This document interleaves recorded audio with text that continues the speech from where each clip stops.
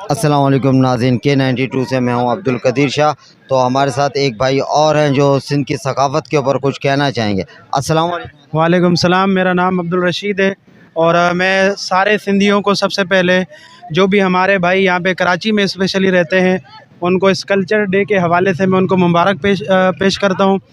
देखें, सबसे पहली बात ये है कि सिंधी होने के साथ साथ हमारे अंदर इंसानियत का जो एक वैल्यू है या इंसानियत जो है वो होना बहुत ज़रूरी है।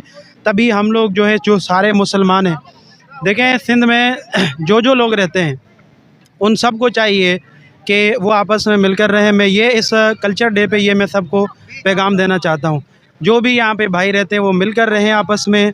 और देखें, आपने मिसाल दी हमारे प्यारे नबी करीम सल्लल्लाहु अलैहि वसल्लम की, जो कि नबियों के सरदार हैं, यतीमों के सरदार हैं, उनकी मिसाल दी आपने, बहुत प्यारी मिसाल।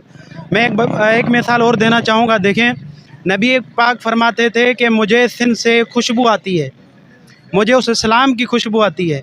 तो मेरा बस यही मैसेज होगा कि जो भी सिंधी भाई हैं यहाँ पे वो मिलकर रहें आपस में। बाकी जो लोग चाहे वो सिंधी नहीं है, मैं उनको भी मुबारक पेश करता हूँ, ताकि वो हमारे साथ आएँ, मिल के ये जो दिन है हमारे साथ वो सेलिब्रेट करें। बहुत शुक्रिया।